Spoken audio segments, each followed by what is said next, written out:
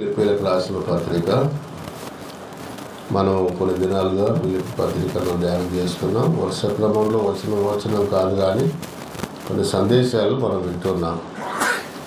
ఈరోజు కూడా మరి ఫిలిప్పీ పత్రికలో ఒక మాట చదివినాం. ఆ మాటను కొంత మన సమయాన్ని బట్టి కొంతవరకు ధ్యానం చేద్దాం. తర్వాత మనము ముగించేద్దాం. ఈ విషయాలు మీరు గమనించాలని మన ఫిలిప్పీ పత్రిక 3వ అధ్యాయము చూడండి. ఫిలిప్పీ పత్రిక 3వ అధ్యాయం 12వ వచనం. ఫిలిప్పీ పత్రిక 3వ అధ్యాయము 12వ వచనము. ఇదివరకే నేను గెలిచి తినని అయినను, ఇదివరకే నేను సంపూర్ణ సిద్ధి పొంది తిని అని అయినను అనుకునటం లేదు, కానీ నేను దేని నిమిత్తం క్రీస్తు యేసు చేత పట్టబడితేనో దానిని పట్టుకొనవలనని పరిగెత్తుచున్నాను. ఈ మాట ప్రభు తానే తన ఆత్మ ద్వారా మనకు వివరించిందిగాక. ఈ వచనంలో అపోస్తుడైన పౌలు ఏం చెప్తున్నాడంటే, నేను అనే మాట చూడండి. నేను దేని నిమిత్తము క్రీస్తు యేసు చేత పట్టబడితేనో దారిని పట్టుకొనవలనని పరిగెత్తుచున్నాను. ఈ వచనాన్ని మాత్రమే, ఈ లైన్ మాత్రమే మనం ధ్యానం చేద్దాము. పైన మాట్లాడిన మాటలు కూడా మనము ఆలోచన చేస్తే, ఇదివరకే నేను గెలిచి తిని అని అయినను, ఇదివరకే సంపూర్ణ సిద్ధి పొంది తిని అని అయినను నేను అనుకొనడం లేదు. అంటే నేను ఇంకా సంపూర్ణంగా కావాలా, ఇంకా నేను గెలిచాలా, ఇంకా చాలా విషయాల్లో అన్నట్టుగా తనను తాను ఇంకా నేర్చుకునే స్థితిని ఆయన పలుకుతున్నట్టుగా భాగంలో మనం చూస్తాం. అలా చెబుతూ ఏమన్నాడంటే, నేను దేని నిమిత్తం క్రీస్తు యేసు చేత పట్టబడితేనో అన్నమాట. మీరు వాక్యాన్ని మీరు గమనించాలని మనవి చేసుకున్నాం. ఇక్కడ పౌలు తన పరుగుల గురించి చెప్తున్నాడు.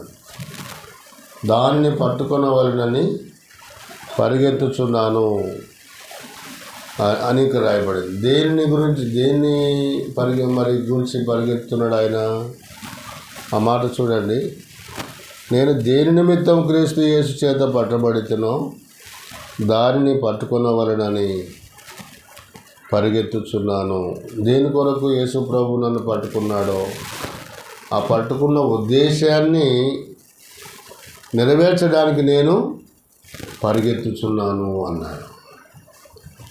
అంటే ఒక మాటలో చెప్పాలంటే, నిన్ను నన్ను ఈ లోకంలో ఎందుకు ఏర్పరచుకున్నాడో, లేక నిన్ను నన్ను ఎందుకు పట్టుకున్నాడో, ఏ ఉద్దేశంతో ఏర్పరచుకున్నాడో, పిలుచుకున్నాడో, లేక పట్టుకున్నాడో, ఆ ఉద్దేశాన్ని మనం ఎరిగిన వారమై, తెలుసుకున్న వారమై, ఆ ఉద్దేశము కొరకు నేను పరిగెత్తుచున్నాను అని పౌలు ఇక్కడ చెప్తున్నాడు అన్నమాట. అది ఈ భావాన్ని మనం గమనించాలి. నన్ను ఏ ఉద్దేశంతో పట్టుకున్నాడో ఆ ఉద్దేశాన్ని నా జీవితము ద్వారా నెరవేర్చబడడానికి నేను పరిగెత్తుచున్నాను అన్న. ఇప్పుడు సపోజ్ మనం ఏదైనా ఒక ఉద్యోగంలో జాయిన్ అయి ఉంటాము. మనకు వాళ్ళు ఒక గోల్ పెట్టుకొని ఒక ఉద్దేశంతో మనల్ని డ్యూటీకి తీసుకొని ఉంటారు. వాళ్ళ ఉద్దేశం ఏంటిదంటే, ఇంకా మనం దేనికైతే వాళ్ళని నియమించుకున్నారో వాళ్ళు ఆ పని చేస్తూ పోవాలంతే. ఆ ఉద్యోగం చేసే వ్యక్తి కూడా దానికి న్యాయం చేయాలి కాబట్టి ఆ ఉద్దేశాన్ని నెరవేర్చడానికి పోతుంటాడు, పరిగెత్తుతుంటాడు. అలాగే ప్రభు అయిన యేసుక్రీస్తు వారు ఈ లోకంలో మనల్ని పట్టుకున్నాడని రాస్తాడు ఇక్కడ పౌలు. నన్ను ఆయన పట్టుకున్నాడు అని అంటాడు. దేని కొరకు ఆయన పట్టుకున్నాడో ఆ పట్టుకున్న ఉద్దేశాన్ని నా జీవితంలో నా ద్వారా జరిగించడానికి, అది పరిచర్య కానీ, సువార్త కానీ, ఇంకేదైనా కూడా నా ద్వారా జరగడానికి నేను పరిగెత్తుచున్నాను అని ఆయన ఈ భాగంలో చెప్తున్నట్టుగా మనం చూస్తాం. పౌలును దేవుడు పట్టుకున్నాడు అని మాట రాస్తాడు. మీరు బాగా గమనించాలా. కొన్ని విషయాలు నేను గుర్తు చేస్తాను. పౌలును పట్టుకున్నాడు. వాస్తవంగా పౌలు ఏ స్థితిలో ఎలా ఉన్నప్పుడు పౌలును ఆయన పట్టుకున్నాడు అనేది కొంచెం మనం ఆలోచన చేయాలి. ఆయన ఉద్దేశాన్ని ఇక్కడ చెప్పాడు. నేను దేని చేత పట్టబడితేనో దాని కొరకు నేను పరిగెత్తుతున్నాను, ఆ ఉద్దేశం నెరవేర్చడానికి అని చెప్తున్నాడు. అది బాగుంది. అయితే ఆయన దేవునికి దొరకనప్పుడు, దేవుని చేతికి పట్టబడినప్పుడు ఆయన ఏమై ఉన్నాడు, ఎక్కడ ఆయన పట్టబడినాడు, ఇది మనం ఆలోచన చేయాలి. అంతకుముందు పౌలు దేవునికి పట్టబడక ముందు ఆయన ఎలా ఉన్నాడనంటే, ఒక వచనం చూడండి, చాలా వచనాలు ఉన్నాయి. మొదటి తిమోతి పత్రిక 1:12 పూర్వము నేను దూషకుడను, హింసకుడను, హానికరుడనైన నన్ను అన్నాడు. ఇక్కడ ఎలా ఉన్నాడంట ఆయన? దేవునికి పట్టబడక మునుపు ఎలా ఉన్నాడంట? దూషకుడను, హింసకుడను, హానికరుడను అన్నాడు. వాస్తవంగా పౌలును పట్టుకొనక ముందు ఆయన దూషకుడను, హింసకుడను, హాని చేసేవాడు. ఏం దూషకుడు అంటే ఆయన యూద మతనిష్ట గలవాడు, పరిసయుడు, ధర్మశాస్త్రంలో పాండిత్యం కలిగిన వాడు. అయితే యేసు ప్రభువుని నమ్ముకున్న వాళ్ళని ఆయన దూషించేవాడు. యేసు ప్రభువు నమ్ముకున్న వాళ్ళని లేక సంఘాన్ని ఆయన హింసించేవాడు. సంఘాల పట్ల ఆయన హాని కలిగించేవాడు. క్రైస్తవులను, క్రీస్తు నమ్ముకున్న వాళ్ళని హాని చేసేవాడు. మీరు బాగా గమనిస్తే అపోస్తలుల కార్యంలో 9వ అధ్యాయంలో ఆయన దమస్కు పట్టణానికి అధికారులతో మరి లేఖ పత్రికలు తీసుకొని దమస్కులో క్రైస్తవులు ఉన్నారని వాళ్ళని చంపడానికి ఆయన వెళుతున్నప్పుడు దేవుడు అక్కడ పట్టుకున్నట్లుగా మనం చూస్తాం. క్రైస్తవులను హింసించడానికి ఆయన పరిగెత్తుతున్నాడు అన్నమాట. చూడండి, అందుకనే ప్రభువైన యేసుక్రీస్తు అక్కడ ఏమన్నాడంటే, సౌలా సౌలా నువ్వు నన్నెందుకు హింసించుచున్నావు, నా బిడ్డలను ఎందుకు దూషిస్తున్నావు, నా సంఘానికి ఎందుకు హాని కలిగిస్తున్నావు. చూడండి, అక్కడ ఆయన గత జీవితాల్లో మనము ఆ మాట చూస్తాం. ఈ మాట మనకు కూడా వర్తిస్తుంది. ఒకప్పుడు మనం ప్రభువు నమ్ముకోకముందు మనం కూడా హానికరమైన జీవితాన్ని జీవించిన వారమే. పూర్వం మనం కూడా పాప సంబంధమైన జీవితాన్ని జీవించిన వారమే. మరి పౌలు పట్టబడక మునుపు ఆయన జీవితాన్ని మనము అలా ఆలోచన చేయవచ్చు. మన జీవితాన్ని కూడా మనం ఆలోచించినప్పుడు ఆయన దమస్కునకు పరిగెత్తుతున్నాడు. ఆయన రథం మీద, గుర్రాల మీద. చూడండి, ఆ వచనం చదువుతారా? ఎందుకైనా మంచిది. 3 సందర్భాల్లో రాయబడింది. అపోస్తలుల కార్యముల గ్రంథము 9వ అధ్యాయం చూడండి. 9వ అధ్యాయము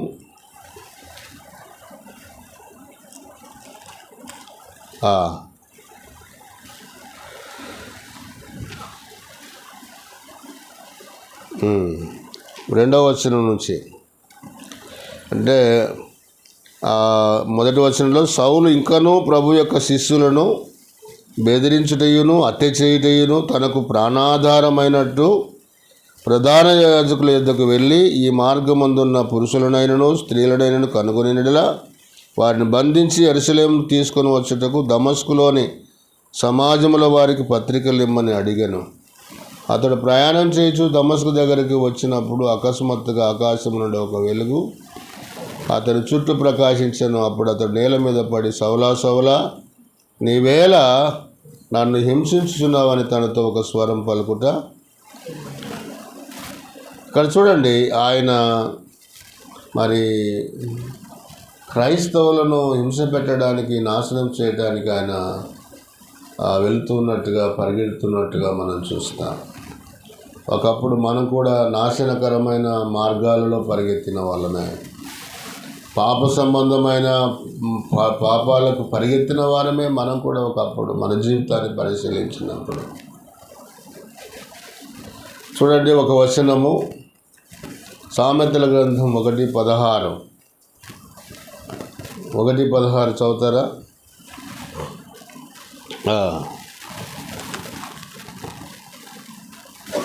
సహోదరులు, సామెతల గ్రంథము 1:16 లేకుంటే నేను చదువుతా. కీడు చేయుటకై వారి పాదములు పరుగులెత్తెను, నరహత్య చేయుటకై వారు త్వరపడుచుందురు. చూడండి, మనం కూడా గతంలో పాప సంబంధమైన వాటి కొరకు మనం పరిగెత్తిన వాళ్ళమే, అజ్ఞానముగా జీవించి పరిగెత్తిన వాళ్ళమే. ఒక్కొక్కటి మనము గతంలో ఎలాంటి పాపాలకు మనము ఎక్కువగా పరిగెత్తినామో మనకు తెలుసు. కాబట్టి కీడు కలిగించటానికి, కీడు చేయటానికి, పాపం చేయటానికి పరిగెత్తినాం మనం ఒకప్పుడు. ఇక్కడ పౌలు కూడా సంఘాలను హింసించడానికి, కీడు చేయటానికి లేక నాశనము చేయటానికి ఆయన పరిగెత్తుతున్నప్పుడు పౌలు క్రీస్తు యేసు చేత పట్టబడ్డాడు. ఇది చాలా గొప్ప సంగతి. దమస్కు మార్గం దగ్గర పౌలుని ప్రభువైన యేసుక్రీస్తు వారు పట్టుకున్నాడు. మతములో నుంచి ఆయన మార్గంలోనికి వచ్చాడు. క్రీస్తు కుమారుడిగా లేక క్రీస్తు యేసు చేత పట్టబడి ఆయన దేవునికి సాక్షిగా జీవించడం ప్రారంభించాడు. ఇక్కడ మీరు బాగా గమనించినప్పుడు ఆ మాట ఫిలిప్పీ పత్రికలు, నేను దేని చేత పట్టబడితేనో దానిని పట్టుకోనవలెనని ఆయన పరిగెత్తుచూ ఉన్నాడు అని రాస్తాడు.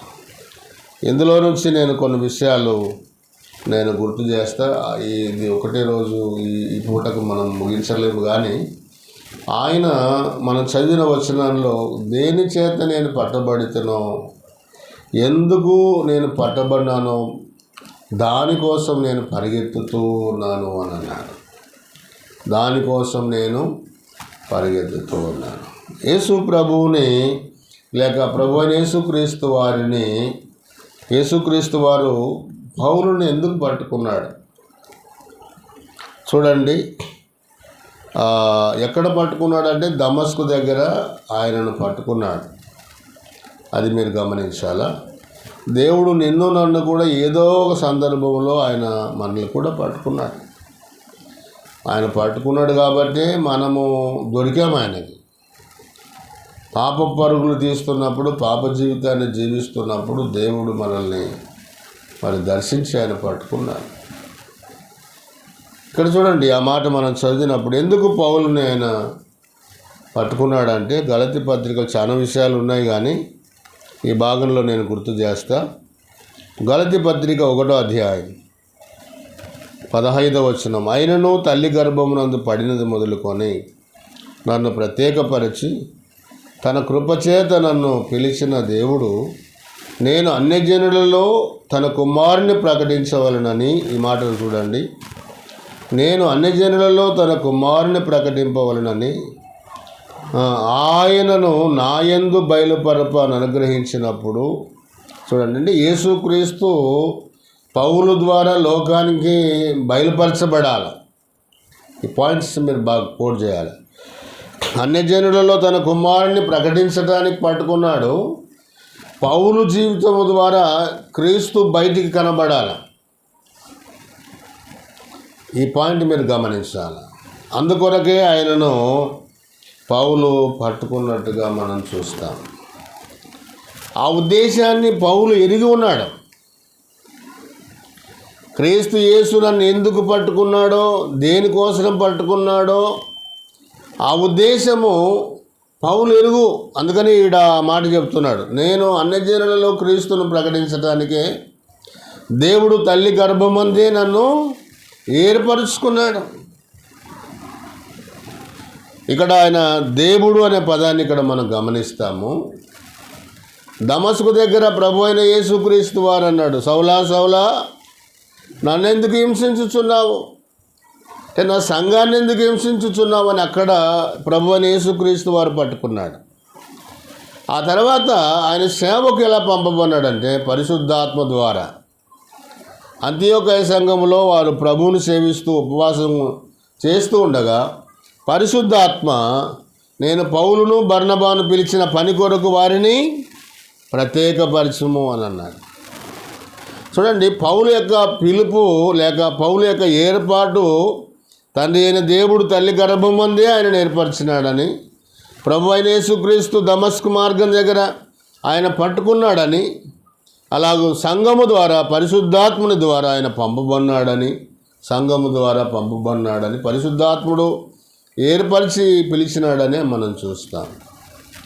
కాబట్టి ఆయన నియామకం చూడండి, తండ్రి అయిన దేవుడు, కుమారుడైన యేసు ప్రభువారు, అలాగే పరిశుద్ధాత్మ, నేను పౌలును బర్నబాను పిలిచిన పని కొరకు వారిని ప్రత్యేకపరచండి అని చెప్పినట్టుగా ఇక్కడ ఈ భాగంలో మనం చూస్తాం.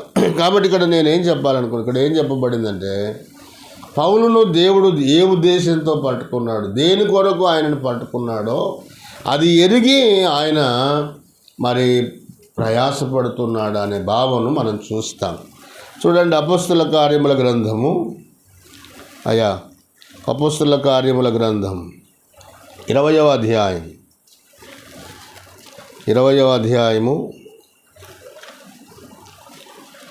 24వ వచనం 24. అయితే దేవుని కృపా సువార్తను గురించి సాక్ష్యమిచ్చుట యందు నా పరుగును నేను ప్రభువైన యేసు వలన పొందిన పరిచర్యను తుదముట్టింపవలనని నా ప్రాణమును నాకెంత మాత్రమును ప్రియమైనదిగా ఎంచుకొనటలేదు అన్నాడు. చూడండి, యేసుక్రీస్తు దేవుని కృపా సువార్తను లేక సువార్తను గురించి సాక్ష్యమిచ్చుట యందు నా పరుగును అన్నమాట రాయబడింది ఇక్కడ. నా పరుగును నేను ప్రభువైన యేసు వలన పొందిన పరిచర్యను అన్నమాట రాయబడింది. అంటే దేవుడు ఏ పరిచర్య అయితే ఆయన ఏ ఉద్దేశంతో అయితే ఆయనని పిలిచినాడో ఆ సువార్తను గురించిన సాక్ష్యం ఇవ్వడానికి ఆయన పరిగెత్తుతూ ఉన్నాడంట. ఆ పరిచర్యను అప్పగించబడిన పరిచర్యను తుదముట్టించడానికి ఆయన తన ప్రాణాన్ని లెక్క చేయటం లేదంట. అపోస్తుడైన పౌలు ఎన్ని శ్రమలు అనుభవించినాడో 2వ కొరింథీ పత్రిక 11వ అధ్యాయం 23 నుంచి రాయబడినాయి. అనేక సార్లు ఆయన ఇబ్బందులు పడినట్టుగా భాగంలో రాయబడింది. కాబట్టి ఆయన నేను పరిగెత్తుచూ ఉన్నాను అని ఆయన ఈ భాగంలో చెబుతూ ఉన్నట్టుగా రాయబడింది. ప్రభు అయిన యేసుక్రీస్తు వారి పరిచర్య కొరకు ఆయన లేక సాక్ష్యమిచ్చుట కొరకు ఆయన పరిగెత్తున్నట్టుగా అప్పగించబడిన పరిచర్యను ఆయన తుదముట్టించవలనని వెనకకు చూడకుండా సాగిపోతున్నట్టుగా ఆయన మనము గమనిస్తాం. ప్రియులారా, ఒక మాట చూడండి, బైబిల్లో ఇదే అపోస్తల కార్యముల గ్రంథము 8వ అధ్యాయం 30వ వచనం 8:30. ఫిలిప్పు దగ్గరకు పరిగెత్తుకొని పోయి అతడు ప్రవక్త అయిన యెషయా గ్రంథం చదువుచుండగా విని, నీవు చదువుచున్నది గ్రహించుచున్నావా అని అడగగా, ఇక్కడ మీరు గమనించినప్పుడు ప్రభు అయిన యేసుక్రీస్తు వారిని ఫిలిప్పును దర్శించిన విధానం ఇందులో మనం చూస్తాం. ఇక్కడ ఫిలిప్పుతో అన్నాడు, నువ్వు లేచి ఇదిగో ఐథియోపియుల రాణి అయిన కందాక క్రింద మంత్రి అయిన ఆమె యొక్క ధనాగారం అంతటి మీదనున్న ఐథియోపియుడైన నపుంసకుడు ఆరాధించుటకు యెరూషలేముకు వచ్చి ఉండెను. అతడు తిరిగి వెలుచు తన రథముల మీద కూర్చుండి యెషయా గ్రంథాన్ని చదువుచుండగా, ఇక్కడ చూడండి, ఆత్మ ఫిలిప్పుతో, ఈ మాట చూడండి 29, ఆత్మ ఫిలిప్పుతో నీవు ఆ రథము దగ్గరికి పోయి దానిని కలుసుకొనమని చెప్పగా, ఈయన చూస్తే మనిషి, ఆయననేమో నపుంసకుడేమో రథం మీద పోతున్నాడు. అంటే దేవుని ఆత్మ అతన్ని ప్రేరేపించినప్పుడు నువ్వు వెళ్ళు ఆ రథాన్ని కలుసుకున్నప్పుడు మరి ఫిలిప్ ఎంత పరిగెత్తినాడో మీరు గమనించాలి. ఒక ఆత్మ కోసము నేనెట్లా ఆయనను కలుసుకుంటున్నాయా అని సాకులు చెప్పే వాళ్ళు చాలా మట్టుకు మనం ఉంటాం. ఆయన రథం మీద పోతున్నాడు, ఈయననేమో దేవుని ఆత్మతో నువ్వు వెళ్ళి కలుసుకో అంటున్నాడు. ఆయన పరిగెత్తుకొని పోయే మాట చూడండి.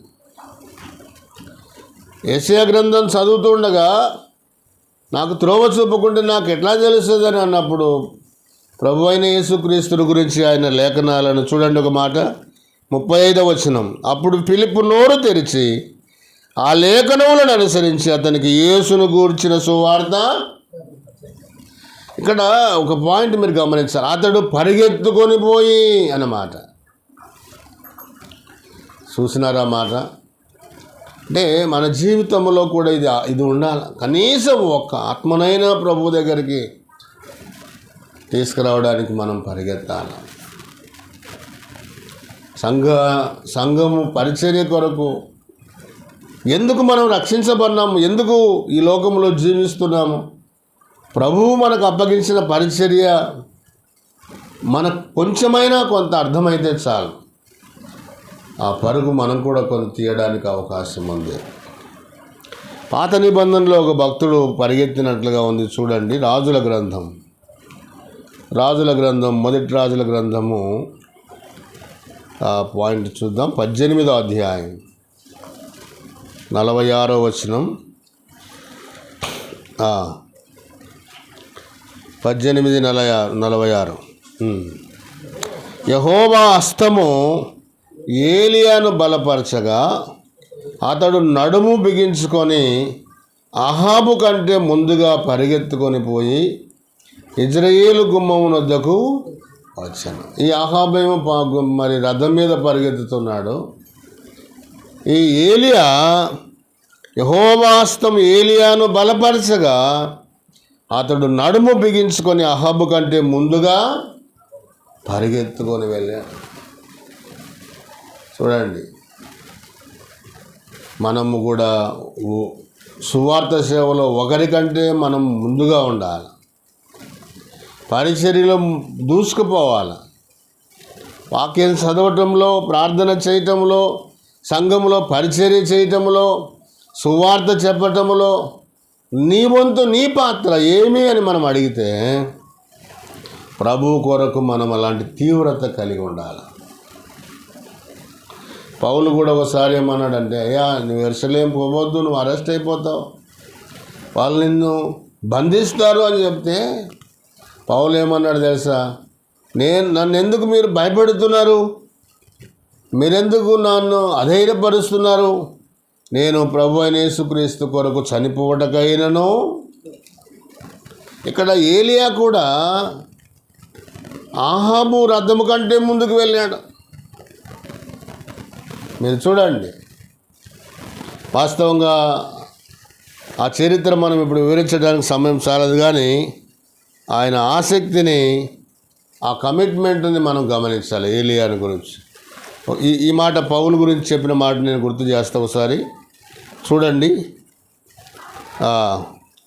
21వ అధ్యాయం 13వ వచనం, పౌలు ఇదెందుకు మీరు ఏడ్చి నా గుండె బద్దలు చేసేదరేలా, నేనైతే ప్రభు అయిన యేసు నామము నిమిత్తము యెరూషలేములో బంధింపబడుటకు మాత్రమే కాక చనిపోవుటకును సిద్ధముగా. ఆటంకాలు ఉంటాయి, బెదిరింపులు ఉంటాయి. మన ఇంటి వాళ్ళే సువార్తకు అడ్డుపడతారు కొన్నిసార్లు.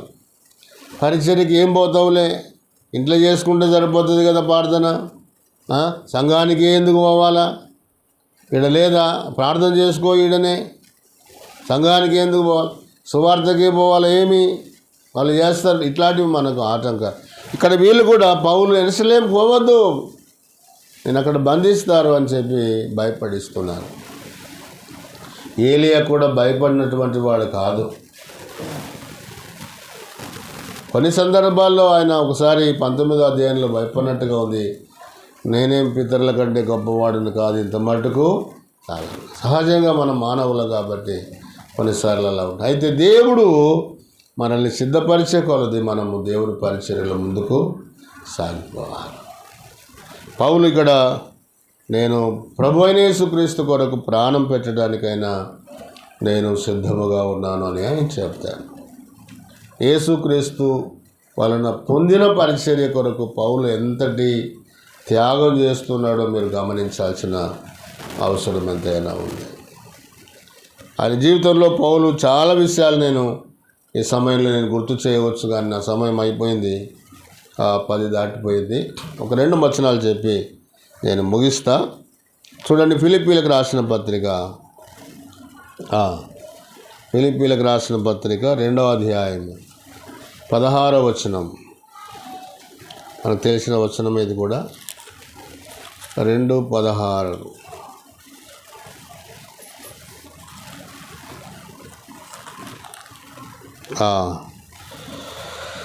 అట్టి జనము మధ్య మీరు జీవవాక్యమును చేత పట్టుకొని లోకమందు జ్యోతుల వలె కనబడుచున్నారు. అందువలన నేను వ్యర్థముగా పరుగెత్తలేదనియు, నేను పడిన కష్టం నిష్ప్రయోజనము కాలేదనియు క్రీస్తు దినమున నాకు అతిశయ కారణము కలుగు. అక్కడ చూడండి ఎంత మంచి మాట. పౌలు, అపోస్తుడైన పౌలును దేవుడు ఎందుకోసం పట్టుకున్నాడో అది నేను చేస్తున్నాను. నేను వ్యర్థముగా పరిగెత్తలేదు అని, నేను పడిన కష్టం నిష్ప్రయోజనం కాలేదని నాకు తెలుసు. క్రీస్తు దినమున నాకు అది అతిశయ కారణం. ఈ రోజుల్లో చాలామంది వ్యర్థముగా పరిగెత్తుతున్నారు. పరిచర్యలో ఒక మాదిరి పౌలు కనబడుతున్నట్టుగా మనం చూస్తాం. యేసుక్రీస్తు పరిచర్యలో నేను వ్యర్థముగా నేను పరిగెత్తడం లేదు. ఒక క్రమాన్ని అనుసరించి, దేవుని పిలుపుని అనుసరించి, ఎందుకొరకు నన్ను పట్టుకున్నాడో దాన్ని మర్చిపోకుండా నేను మీ మధ్యన పరిచర్య చేశాను. మీరు కూడా జీవవాక్యాన్ని చేత పట్టుకొని మీరు జ్యోతులుగా ఉన్నారు. నా ప్రయాసము వ్యర్థము కాదు, నేను వ్యర్థముగా పరిగెత్తలేదు అని ఆయన చెబుతూ ఉన్నట్లుగా ఈ భాగంలో మనం చూస్తాం. ఈ రోజుల్లో చాలామంది సేవకులు పరిగెత్తుతున్నారు, కానీ ఫలాలు మాత్రము లేవు. గాలికి కొట్టినట్టుగా నేను పోట్లాడుతలేను అని అంటాడు పౌలు. ఒక గురి కలిగి నేను పరిచర్యలో సాగిపోతున్నాను అని చెప్తాను.